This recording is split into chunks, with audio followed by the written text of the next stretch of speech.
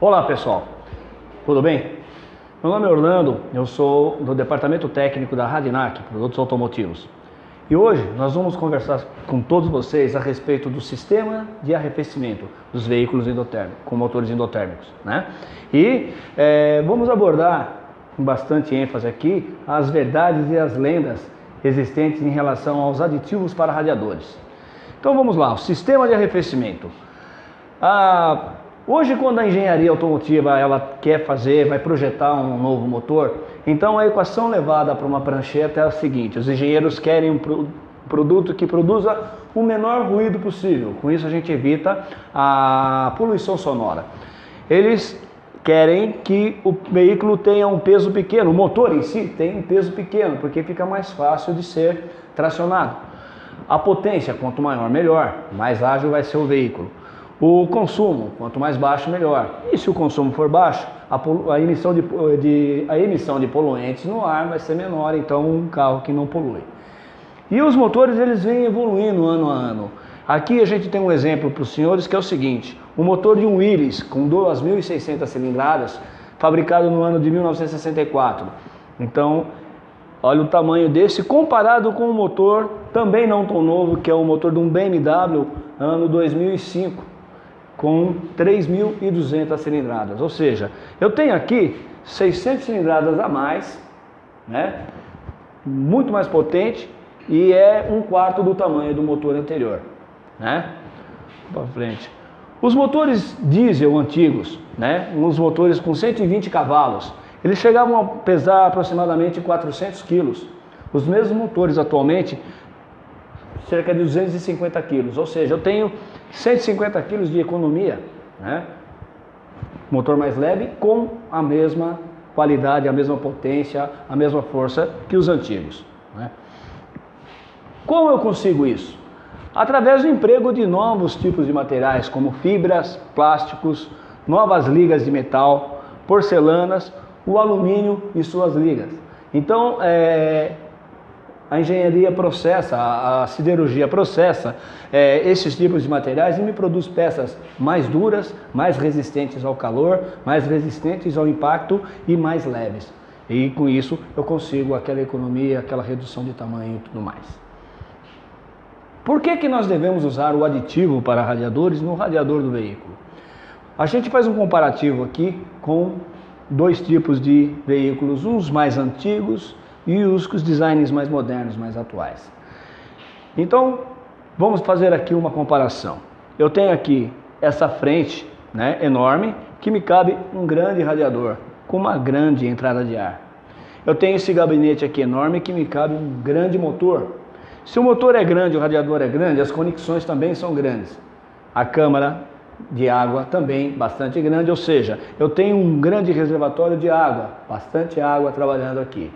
Este carro tem um giro baixo e também uma potência baixa e uma temperatura de trabalho que oscila entre 80, mínimo 90 graus máximo. Então, quer dizer, é um sistema que, se tiver limpinho, funcionando perfeitamente, sem nenhum empecilho, não vou ter problema de superaquecimento. Agora vamos pegar o modelo atual. Então eu tenho aqui duas entradas de ar, né? E mais duas nas laterais. Perfeito. Numa situação de alta velocidade, eu tenho um fluxo de ar legal, mas eu peguei uma situação de trânsito, acabou, eu não tenho este auxílio. Perfeito. O motor está colocado lá na parte de trás, então eu tenho até um espaço bom para o motor, mas o motor desses carros são mais potentes, são maiores naturalmente, então eu tenho mais espaço para o motor do que para a galeria de água. Perfeito.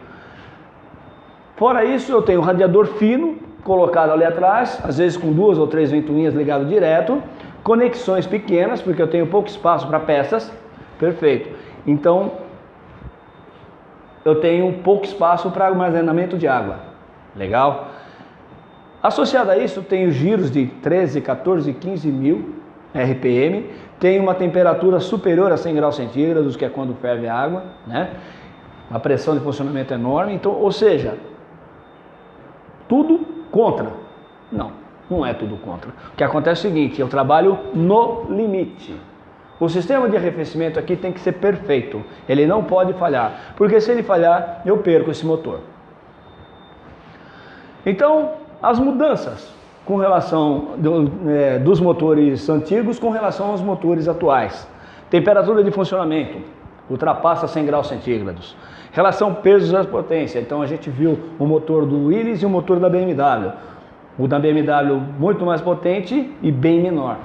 A eletrônica embarcada, um assunto que a gente não abordou, mas hoje com o advento da injeção eletrônica e todos os equipamentos que o carro tem, ele trabalha com... ele tem que ter a leitura precisa de temperatura, pressão e outros dados. E isso, muitas dessas informações vêm do sistema de arrefecimento. É ele quem mantém o motor em condições, fazendo o trabalho dele e mandando corretamente as informações que eu preciso.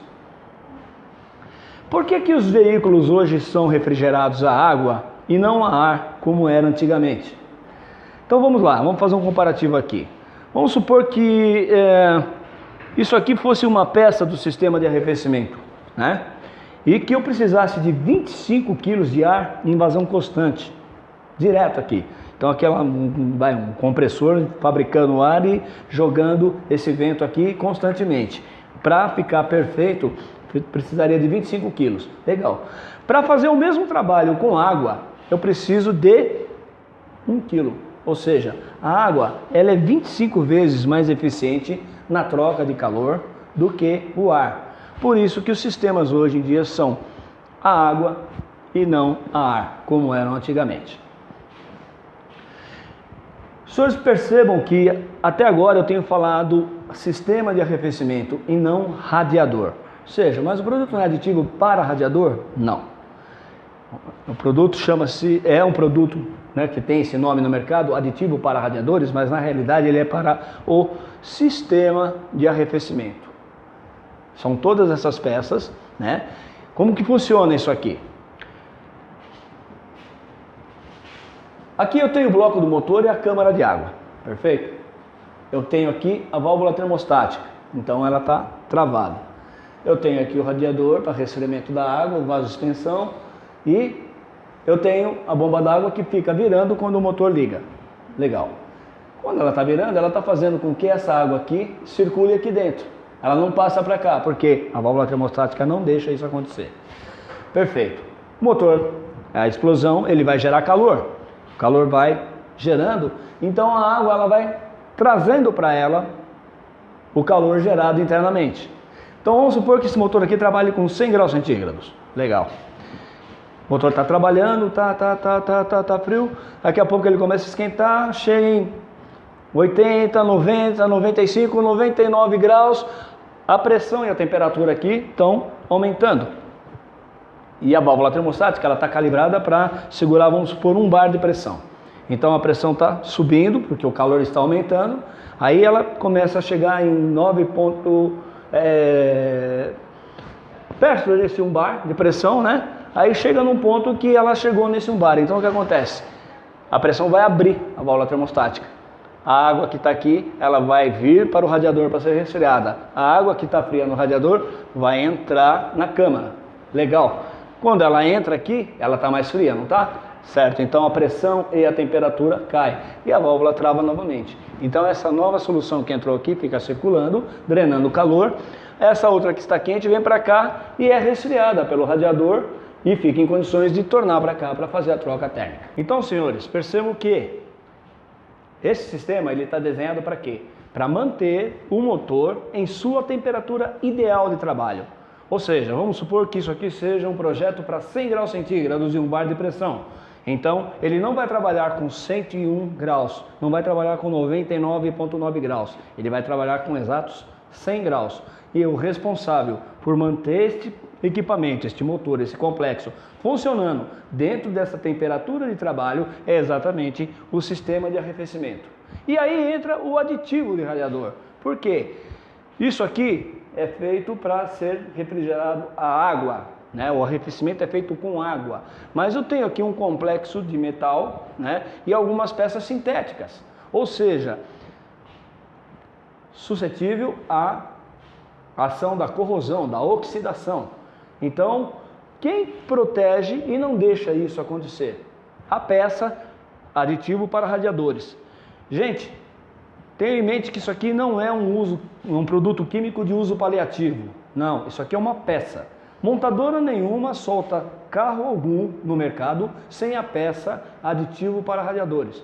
Qual é a função dessa peça? Evitar a ação da corrosão e da cavitação no sistema nas suas peças de metal. Dá um tempo de vida útil maior às peças sintéticas que compõem o sistema, que são as mangueiras, vaso expansor, peças de PVC, válvulas termostáticas, que tem as suas retenções em borracha, ou seja, ele tem que ter alguns protetivos para isso, né? Evita a ação da cavitação, né, no metal por efeito de um protetivo único que forma uma camada, um escudo nas microfissuras formadas na hora da temperatura. Mantém desta forma o sistema limpo, né, e evita desta forma o superaquecimento. Então, gente, não é, como falei para vocês, um produto químico de uso paliativo, é obrigatório. Carro nenhum sai de montadora alguma sem a peça aditivo para radiadores. Injeção eletrônica, né? Sistemas de injeção eletrônica. Com o advento da injeção eletrônica, o uso de aditivo no Brasil aumentou muito. Por quê, gente? O sistema de injeção eletrônica funciona da seguinte forma. Nós temos aqui um computador central chamado módulo de injeção. Este computador está ligado a vários sensores, né, espalhados pelo motor, medindo temperatura, pressão, entrada e saída de ar. Essas são as informações que vêm para cá. E a saída dele, né, o comando dele, estão ligados direto aos bicos injetores. Então, como é que funciona isso? Ele recebe dos sensores todas as informações e está vendo, né, como está o estado do motor, se ele está frio, se ele está morno, se ele está quente. Então está frio, ele processa a informação e manda para o bico, injetar mais. Então ele está injetando bastante. Aí o motor começa a trabalhar, começa a mornar, ele manda a informação, diminui a injeção, até que chega no ponto de trabalho, na temperatura ideal de trabalho. Aí o que acontece? Injeta menos ainda, é só o necessário. E é quando a lubrificação está perfeita, a injeção é menor porque o consumo cai bastante, o motor está mais livre, está virando mais perfeitamente. Aí o que acontece?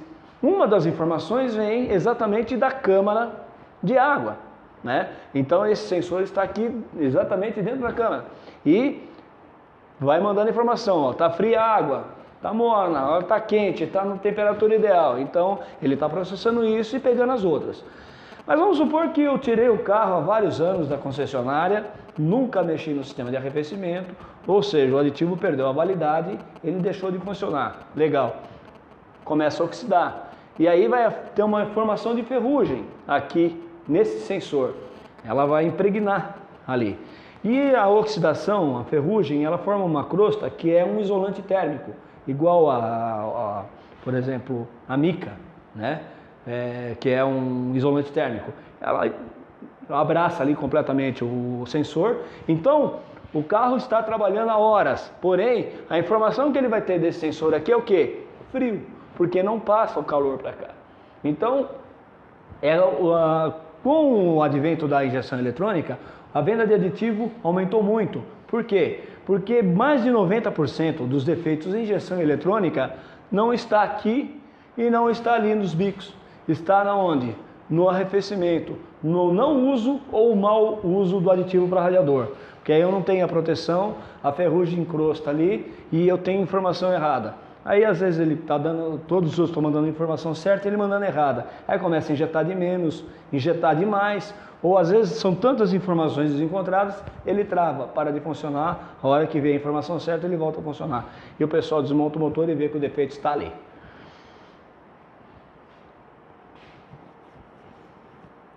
Os problemas, né? Então, assim, eu não usar o aditivo de radiador, o que vai incutir? O que vai ocasionar no motor? Vamos lá, o problema número 1 que a gente já falou aqui, o 1 e o 2, né? Nós falamos aqui da cavitação e da corrosão.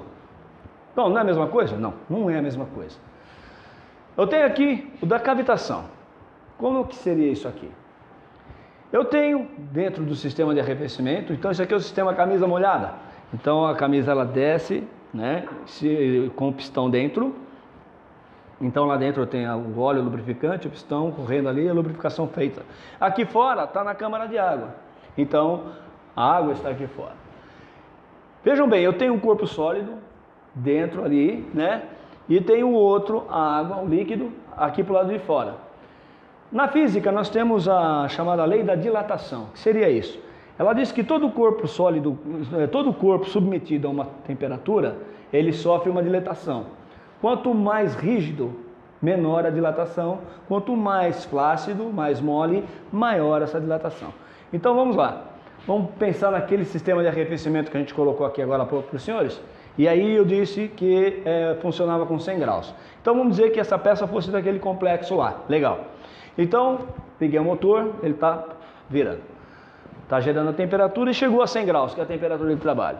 Então eu tenho essa peça aqui, que é uma peça rígida, né, que vai sofrer uma dilatação. Ela é de aço, então ela está ali, ela é muito dura, ela vai expandir. No que ela expande, ela cria microfissuras, pequenas rachaduras que a gente só enxerga com o microscópio, mas estão ali, estão aqueles furos. Para cá eu tenho quem? A água, que é um corpo flácido, bem mole. Então ela recebe os mesmos 100 graus e ela vai dilatar mais, ou seja, chega a ebulir. Certo? Quando ela ferve, ela cria o que? Bolhas de ar. Então essas bolhas de ar vão bater nessa microfissura e vão tirar um pedaço. E tem mais bolhas se formando. E ela vai repetidamente batendo ali. Só que aí, quando ele tirou um pedaço, eu não tenho só a bolha de ar. Eu tenho também um cavaco, um pedacinho do aço que sobrou, circulando sob alta temperatura ali. E vai fazendo esse canal aqui, é uma erosão. Né? É como se eu tivesse um jato de areia na peça ali, constantemente. Até que ela fura a camisa, né, vai misturar água com óleo e eu travo o motor. Essa é a cavitação. Como que o aditivo previne isso? Ele tem o agente anti-espumante, ou seja, então a água ela vai sofrer o calor, né, ela tende a expandir, só que ela não vai ter mais tanta expansão assim. E o pouco de bolhas que se formar, ela vai encontrar o que? Um dos componentes químicos que está na base do aditivo vai impregnar naquela microfissura que forma quando a camisa expande. Então, quando o pouco de bolha de ar que se formou ali encontra aquela microfissura, não vai ter mais, vai ter um escudo ali. Então, ela bate e não fura. Então, não acontece. Isso aqui não acontece, vai ficar liso como está aqui. Assim eu previno a cavitação. A oxidação é um corpo metálico dentro d'água, né? Ora fria, ora quente, né? Ora sob pressão ambiente, ora sob pressão do sistema. Então o que acontece? Vou acelerar o processo de ferrugem natural, né? Porque eu não tenho nenhuma proteção ali. Então eu não tenho essa proteção, né? Porque, por exemplo, qualquer material metálico que eu tiver exposto ao tempo aqui, eu tenho uma tinta, alguma resina, alguma capa, justamente para proteger esse fenômeno. Ali não. Então, o que acontece? Aquele pacote de inibidores que vai no aditivo para radiador, ele tem os protetivos de metais. Então, eles formam uma espécie de um lubrificante. Né? Então, quando eu misturo o aditivo com a água, eu não tenho nem água e nem aditivo, eu tenho o que chamamos de solução arrefecedora. Então, ela tem essa função, né? Além de evitar a cavitação, a de evitar a corrosão, transformando aquela solução numa espécie de lubrificante, ou seja, algo que aceleraria o processo de corrosão do metal, inverte o processo, então está protegendo o metal como se fosse uma tinta, como se fosse um óleo lubrificante, vamos dizer assim. Mas salvando aí as suas características normais. Ressecamento de mangueiras. Eu coloquei para os senhores que o aditivo vem lá no pacote de inibidores, ele tem lá os protetivos de materiais sintéticos. A mangueira é uma delas, é um material de borracha e tal. Então, um não usa o aditivo, o que acontece? A ferrugem, ela vai atacando o metal e vai se espalhando por todo o sistema. Então, cria essa crosta aqui. E ela vai impregnando na borracha de certa forma que chega a ressecá-la, né? E ela começa a trincar e tudo mais. Não sei se alguns dos senhores já tiveram a oportunidade, e os mecânicos sim, né, deve ter no dia a dia, de ver uma mangueira nesse estado aqui, mas sem cortar, você aperta, parece que você está quebrando uma casca de ovo. Ou seja, essa crosta de ferrugem aqui que está se quebrando ali dentro. Aí quando a gente faz essa ação e liga o carro e ele começa a rodar, justamente aquelas partículas que se quebraram ali vão funcionar como um jato de areia para poder cavitar o sistema. Então né, uma coisa desencadeia a outra, né? E vai acontecendo assim. Isso aqui é um corpo de válvula termostática, né? Onde nós podemos perceber claramente a oxidação aqui internamente, né? Aqui nós temos um ângulo de divisão dessa peça e aqui a gente tem um outro um pouco mais completo. Essas precipitações de sais aqui se deram, deve ter tido uma situação de colapso nesse sistema. Então assim, quando um sistema ele quebra, ele entra em colapso, o carro ferveu, perfeito. Aí o profissional, o reparador vai lá e abre e ele se depara com este pó branco nas junções ali, né, incrustado ali. E às vezes um pouco de corante também, ou né, geralmente da cor do aditivo. Vamos supor que fosse um corante azul, proveniente de um aditivo de cor azul. O que acontece? Por que isso dá? Geralmente a primeira situação que vem na cabeça do reparador é, pô, o aditivo comeu a peça, atacou. Não. É um produto neutro, ele não tem, a função dele é exatamente o contrário, é proteger. Ele não tem a capacidade de atacar nem o metal, nem as peças sintéticas. Só que, quando um sistema de arrefecimento de um motor, ele entra em colapso, ele entope ou dá qualquer avaria nele, que ele não está funcionando direito, o que acontece? Ele trava. A primeira situação é ele travar. Quando ele trava, a pressão e a temperatura de trabalho sobe e muito. Então o que acontece? A primeira peça do sistema que quebra é o aditivo de radiador. Como que ela quebra? Isso que vocês estão enxergando aqui são incrustações de sais, certo? Então assim, a pressão e o calor subiu tanto que uma coisa que a gente tem que ir enxergando líquido, né? Começou a ter a pressão, então os sais protetivos que estão aqui dentro, eles começam a se aglutinar, então começam a ficar macros, começam a ficar visíveis.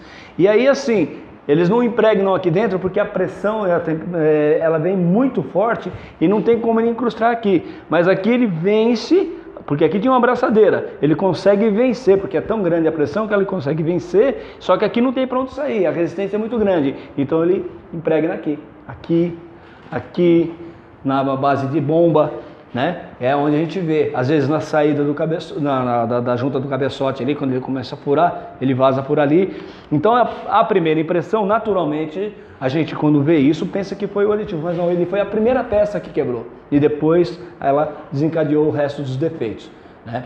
Então é assim, o aditivo, gente, é uma peça, ela é necessária, carro nenhum sai de montadora alguma sem essa peça, ou seja, eu estou sempre batendo nisso, porque há no mercado realmente uma ideia errada com relação ao aditivo, que o aditivo é água com corante, que ele usa se quiser, não tem necessidade de usar, assim como o pessoal antigo usava a metodologia de remover a válvula termostática para a água circular, e a gente sabe que isso é um veneno, que isso mata o motor, né? Então o aditivo ele não tem essa capacidade. Só quando acontece isso aqui, a providência que temos que tomar é descobrir o que originou o entupimento ou o colapso do sistema.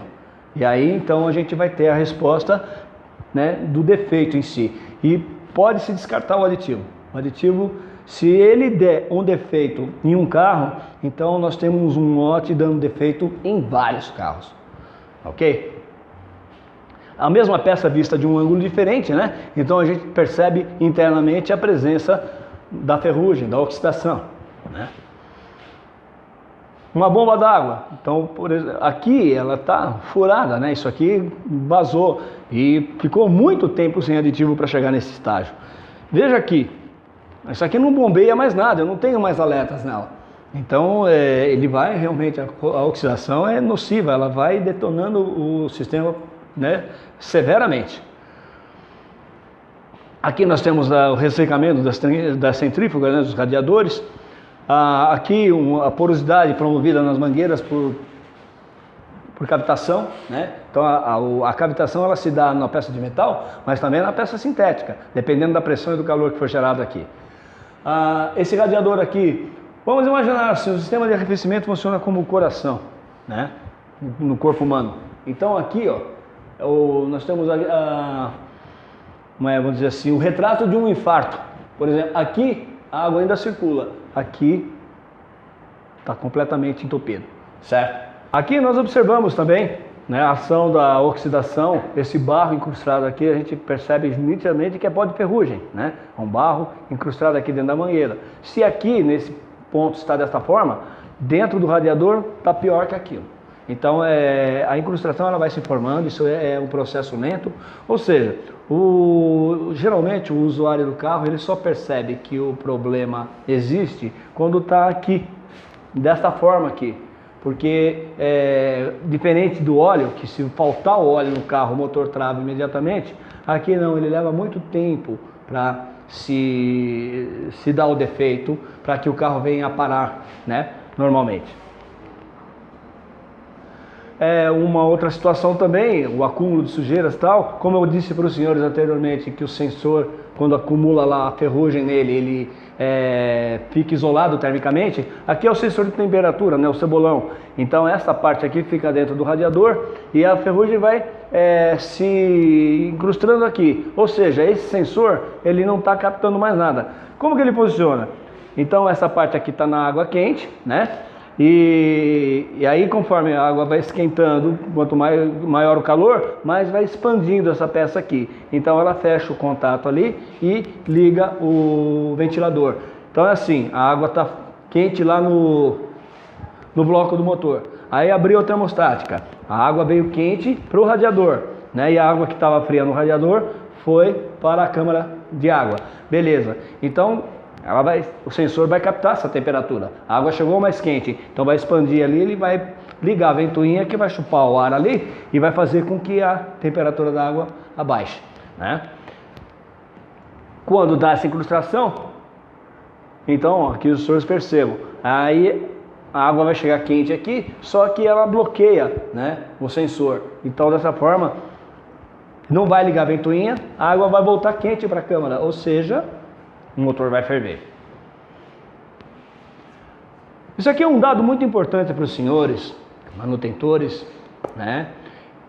Que é o seguinte: da frota nacional refrigerada a água,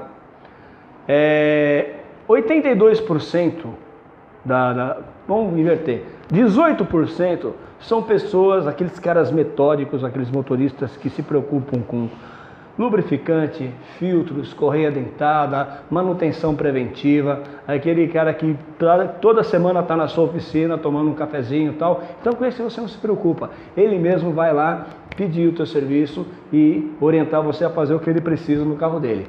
Mas 82% é aquele cara que põe gasolina porque chegou na reserva e pau no gato. Esse cara é interessante para mim. Nós precisamos colocar esse cara no computador, monitorar isso aqui, e você, dono de oficina, você vai se comprometer a, de período em período, ligar para ele: Zé, olha, traz seu carro aqui que está na hora de a gente trocar o aditivo de radiador. Mas por que você vai fazer isso? Você vai colocar na sua oficina o departamento de arrefecimento. Você vai ter como meta diária 2 trocas de água do sistema de arrefecimento desses caras, né? Esse cálculo feito a um custo de R$70 por troca, isso num mês com 24 dias úteis, vai resultar num faturamento acima de R$3.600, né? É um bom faturamento, né?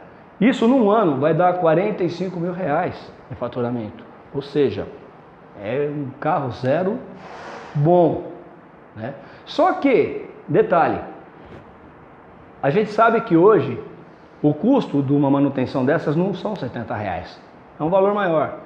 E o mais importante, você tendo um departamento na sua oficina só para isso, você não faz 2 trocas diárias, você faz 10. Ou seja, esses valores que eu disse para os senhores aqui, vocês multiplicam por 5. Então no ano vocês vão faturar R$200 mil. Então é um belo dinheiro, uma bela cifra.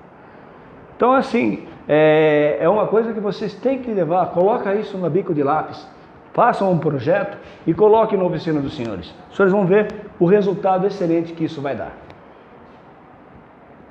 Limpa radiador. Nós temos esse produto em linha, né? É um produto para limpeza do sistema sem que você o desmonte. Perfeito. Quando a gente fala em limpeza de metais através de produto químico, nós temos duas situações. Ou um produto alcalino, né? pH 14, por aí, ou um produto ácido, pH 1, né?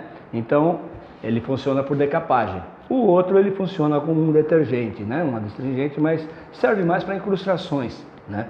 Para esse tipo de situação aqui, nós temos o limpa radiador, que é um produto ácido. O componente ativo dele é o ácido cítrico. Tem na laranja, no limão, tem na cerveja, tem em alguns remédios, né? É uma coisa orgânica, a gente consome, o corpo da gente precisa desse ácido. Legal. Ele tem uma particularidade que é o seguinte, e totalmente inofensivo, biodegradável, porém, a uma temperatura de 70 graus centígrados, ele vira um decapante de metais violento, com um detalhe maior ainda, que ele não tem apassivador, ou seja, ele não tem nada que eu coloque ali e que neutralize a ação dele. Então assim, como que eu uso esse produto?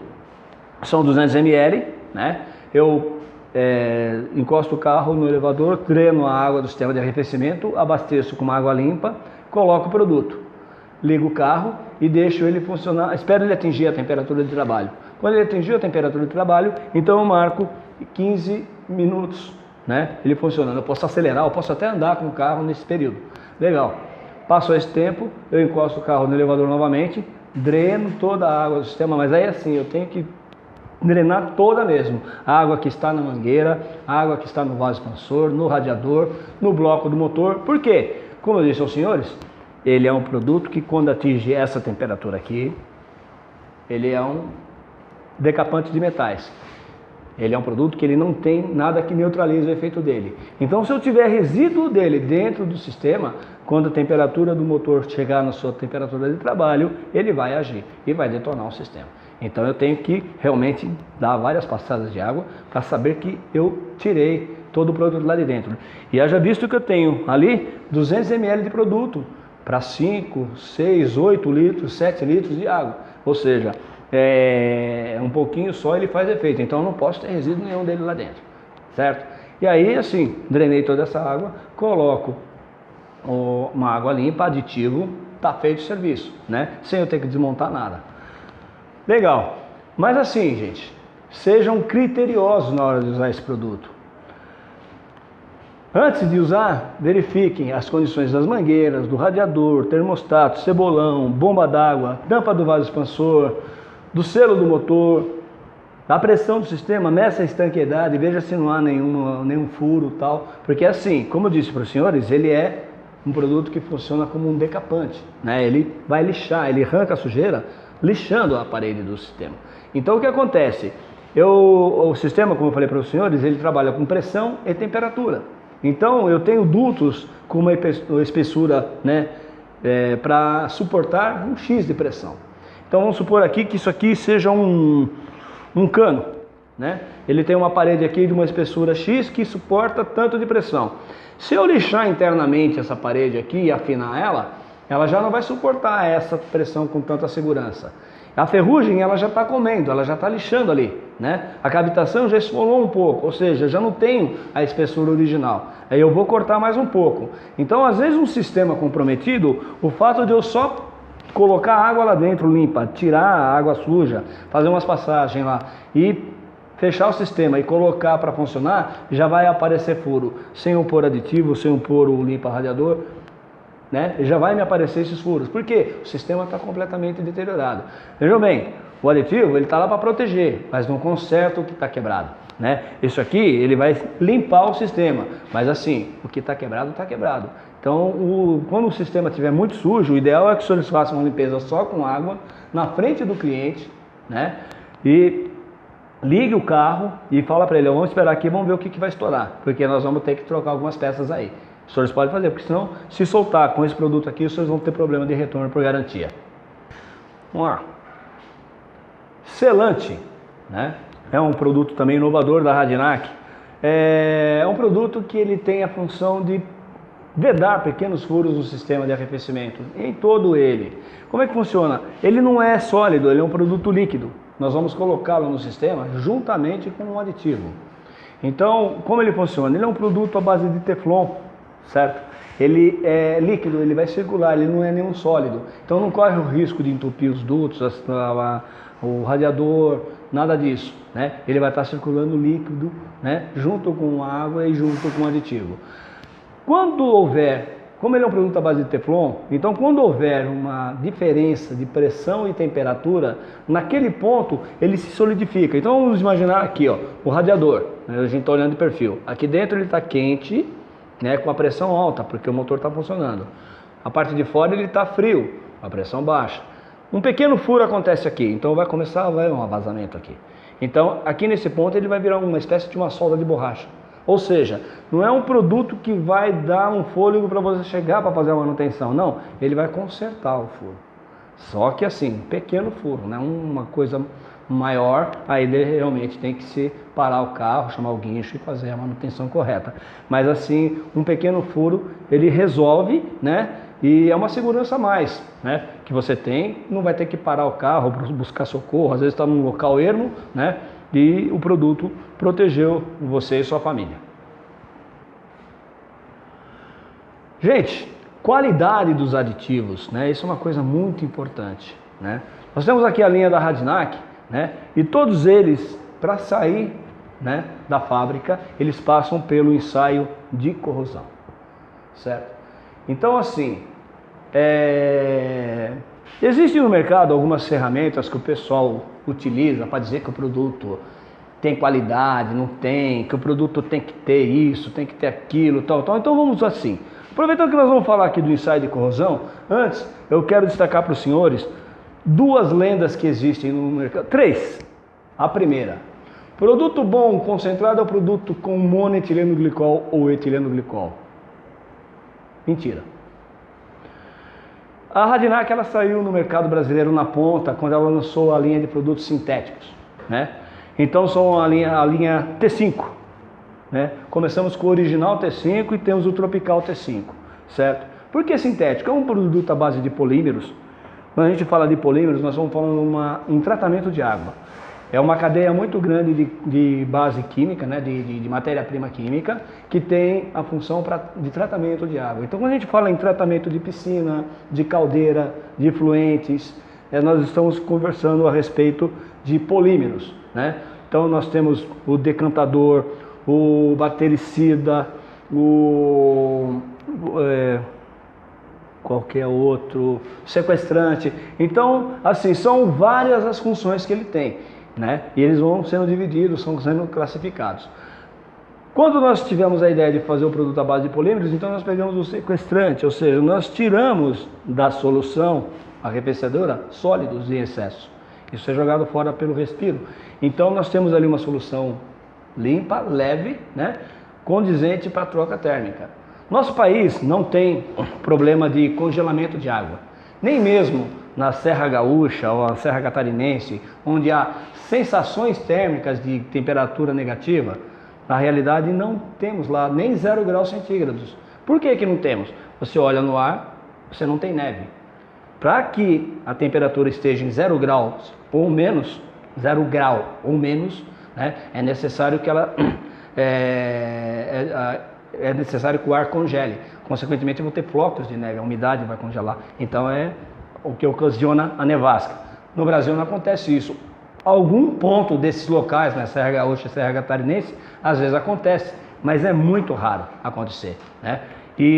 Mas sim, nós temos lá o termômetro marcando menos tantos graus. Aquilo é a umidade do ar e o vento que dá a sensação térmica. Então nós não temos a necessidade do monoetileno glicol, né? Que seria o quê? Desculpa. Seria um anticongelante, né? O monoetileno glicol foi criado na Primeira Grande Guerra Mundial, né? Para quê? Era um produto de uso militar. os aviões caças da época não eram refrigerados a água, né? E nas bases geladas, o piloto recebia o comando da torre, chegava lá e dizia, olha, não dá pra gente voar agora, essa missão vai ter que ser abortada. Por quê? Congelou a água, o sistema de arrefecimento do avião, né? Estourou mangueira, estourou o bloco do motor, esse avião não sobe. Então começou-se lá uma corrida contra o tempo para resolver esse problema, porque a guerra estava em curso. Aí o que aconteceu? Chegaram no etileno glicol ou monoetileno glicol, é o mesmo componente, né? É o primeiro destilado da cadeia de glicóis. Aí eu tenho monoetileno, dietileno, trietileno, monopropileno, polipropileno e vai embora. São muitos os produtos para os mais variados fins, não é só para aditivo de radiador não. Então o que acontece? Chegaram no monoetileno glicol que congela a uma temperatura mais baixa que 0 graus centígrados, né? E ferve a uma temperatura mais alta que 100 graus centígrados, que é quando ferve a água. E 0 graus é quando congela a água. Então veio a ideia, vamos fazer um produto à base de monoetileno glicol e ver o que acontece. Resolveram o problema dos aviões, a guerra acabou graças a Deus e hoje é usado em sistemas de arrefecimento de motores endotérmicos com sucesso na indústria automotiva e motores estacionários, enfim. Então assim, essa é uma lenda, né? Então o produto, quando ele é concentrado, não é porque ele tem monoetileno glicol. Toda essa linha aqui é de produtos concentrados, ou seja, eu preciso diluí-lo em água para usar, né? Então, por exemplo, nós indicamos o uso de 40% de aditivo e 60% de água num sistema de arrefecimento. Vamos colocar um sistema, o menor sistema que existe, o Del Rey, 5 litros, né? Então, a 40% eu vou colocar 2 litros de aditivo, 3 litros de água, né? E esse carro está devidamente aditivado no caso do T5, por 6 meses ou 30 mil quilômetros, o que acontecer primeiro. Então, é desta forma, né? Uma outra situação também, gente. Produto bom, o densímetro diz, se não flutuar, não presta, é água com corante. Se flutuar, então é bom. É verdade? Não, não é verdade.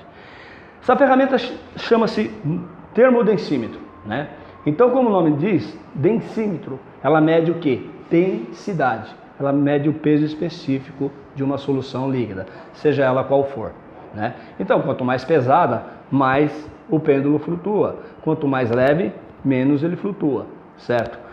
Como eu disse aos senhores, o produto aqui é tropical, então ele é condizente com o nosso clima, né?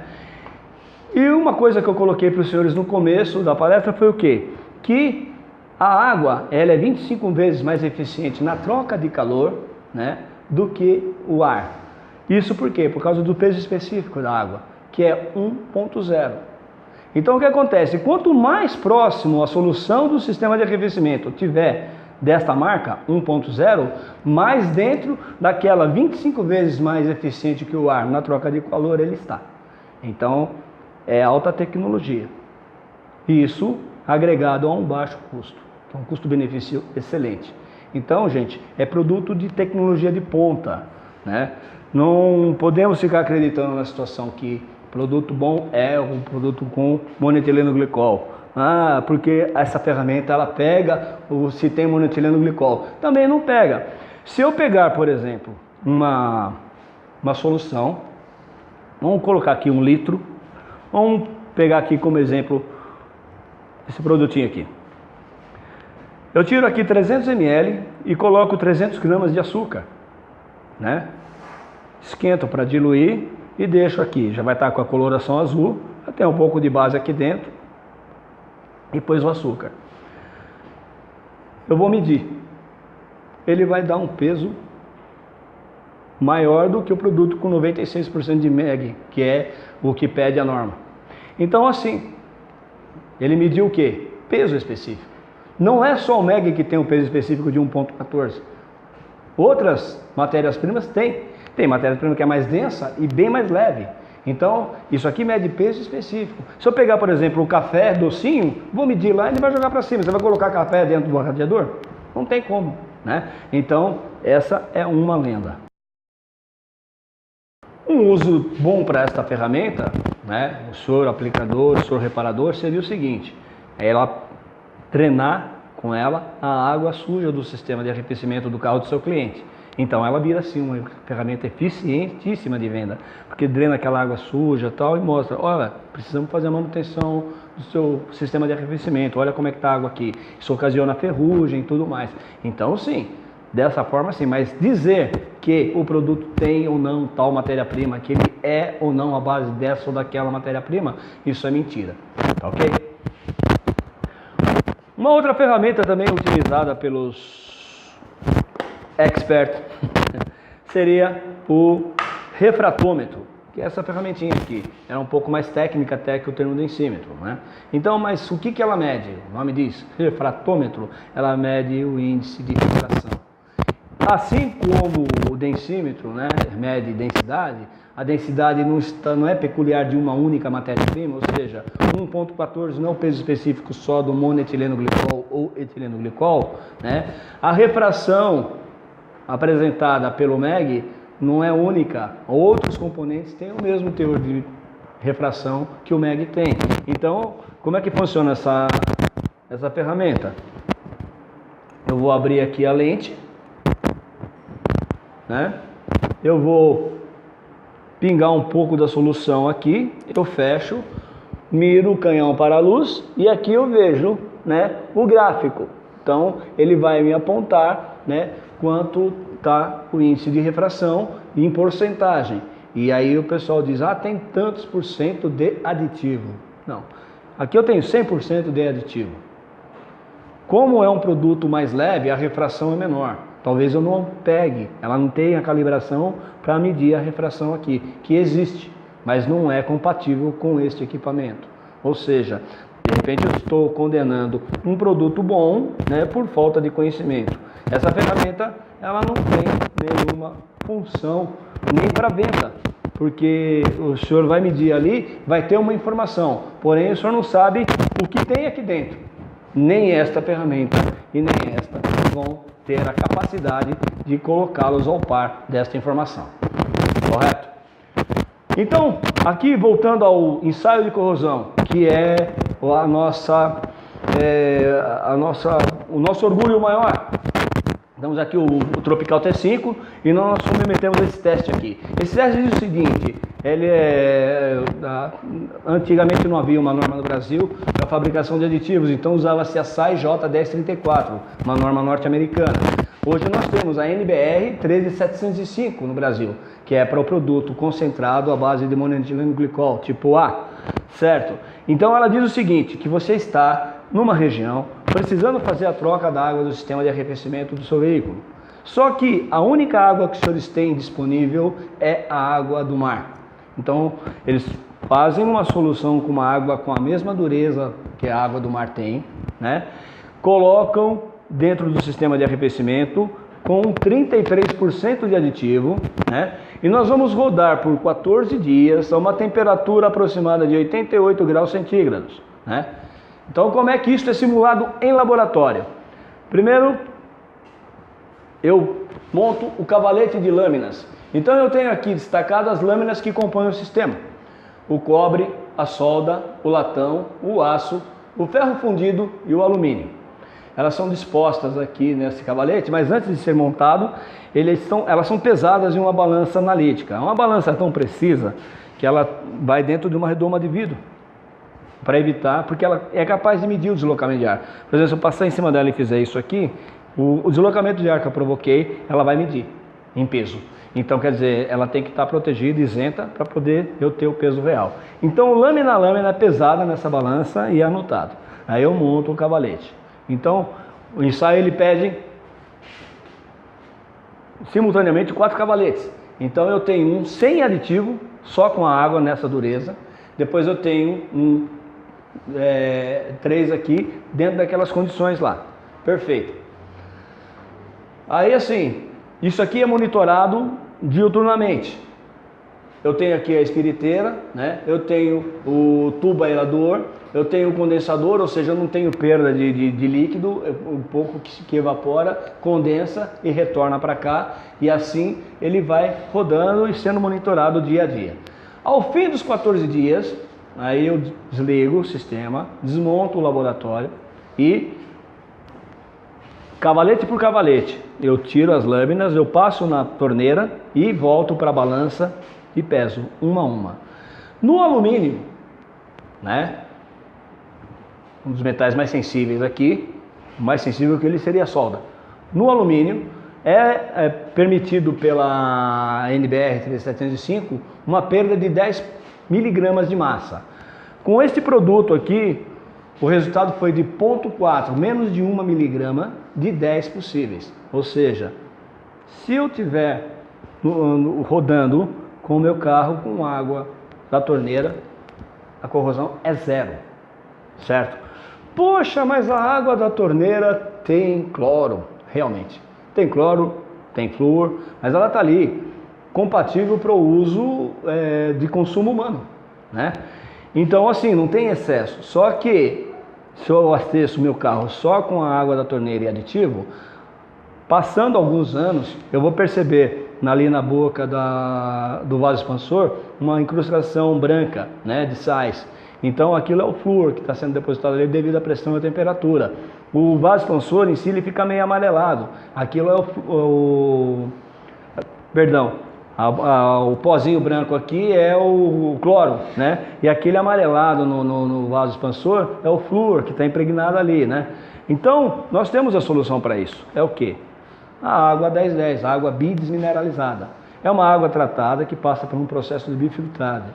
Ela é captada, é tratada em uma piscina, fica em repouso, é bombeada para uma outra piscina para poder decantar um pouco mais, depois ela passa por um processo de bifiltragem e é armazenada para ser envasada, ou seja, ela vem livre de sólidos, ela vem zero de flúor, zero de cloro, zero de qualquer outro protetivo que venha na água da torneira e alguns sais que quando ela é captada, tivesse nela, são filtrados. Então ela está aqui 100% pura e isso elimina qualquer probabilidade de incrustação ou formação de sais ali.